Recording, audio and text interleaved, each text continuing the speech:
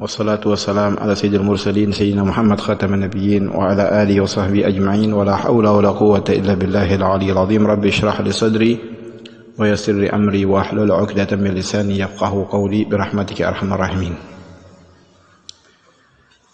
Bismillahirrahmanirrahim. Qala Syekh Mu'allif rahimallahu taala wa adama nafa bihi wa bi barakati ulumihi wa bikum fid dharaini amin radhiyallahu taala ankum. Wa qala radhiyallahu anhu wa huwa Syekh Salim bin Abdullah bin Sa'ad bin Sumair Al-Hadrami fi kitabih Safinatun Najah ila an qala faslun fi arkanis shaum. Arkanuhu salasatu asya' niyatu laylan likulli yawmin fil fardhi wa tarku mufattirin dzakiran mukhtaran ghaira jahilin ma'dzurin wa sha'im. Fasal menjelaskan rukun-rukun puasa. Rukun puasa ada 3 perkara. Yang pertama niyatul laylan, niat di malam hari, likulli yaumin setiap harinya, fil fardhi di dalam puasa yang fardu.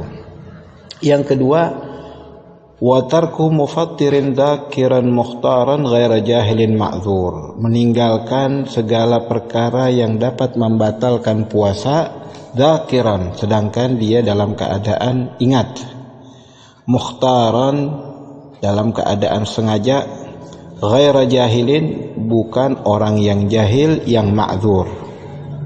Yang ketiga wasaim, dan sosok orang yang melaksanakan puasa. Yang pertama dikatakan oleh sahibul kitab bahwa rukun puasa niat di setiap malam diwajibkan bagi seseorang muslim tatkala ingin melaksanakan puasa untuk niat. Dalil yang sudah kita ketahui bersama bahwa tentang masalah niat, bahwa innamal a'malu binniyah, segala amal dengan niat. Al-Imam Syafi'i mengatakan bahwa makna semua amal dengan niat yaitu innamas sihhatul a'mal binniyah. Untuk sahnya amal ibadah harus disertai dengan niat. Puasa termasuk adalah ibadah yang diwajibkan oleh Allah Subhanahu wa taala, maka diwajibkan untuk niat. Dan niat di dalam puasa diwajibkan untuk menetapkannya dari malam hari, yaitu sebelum azan subuh.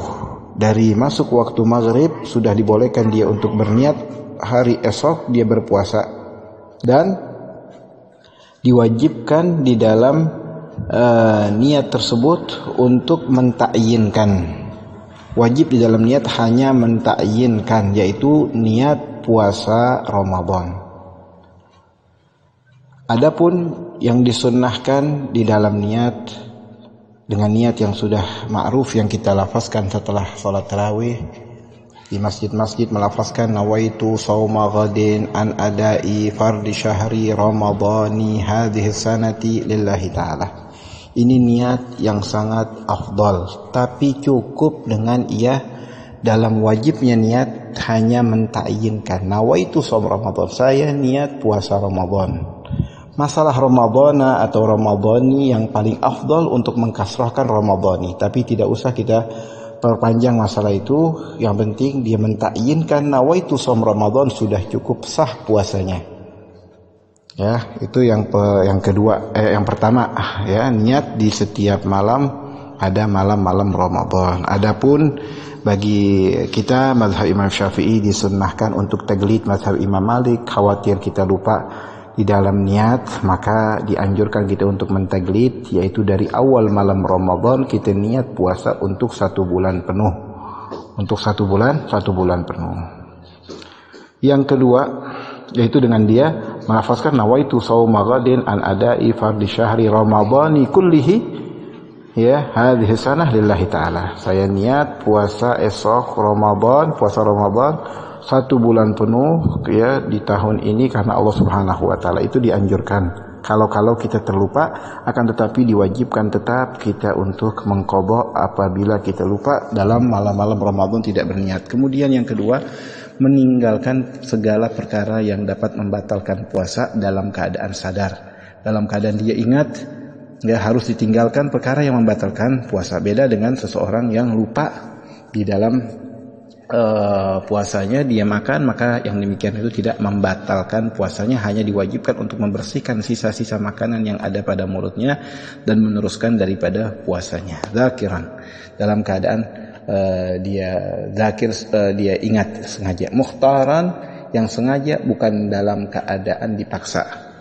Ya, seorang yang dipaksa, yakni ada yang namanya nanti syurutul ikrah, syarat ikrah, dipaksa itu. Bagaimana seseorang dikatakan dipaksa yang tidak batal, yang apabila tatkala kita menahan tetap kita berpuasa, keselamatan kita akan terancam, seperti orang yang memaksa kita dengan senjata tajam untuk kita makan di siang hari. Kita makan di siang hari Ramadan tidak membatalkan daripada puasa kita. Kemudian yang kedua masih yang dikatakan ghaira jahil, ma'dzur, dan juga itu menahan segala perkara yang membatalkan puasa, bukan orang yang jahil yang ma'dzur. Jahil ada dua, jahil yang ma'dzur, jahil yang ghaira ma'dzur. Siapa itu jahil yang ma'dzur?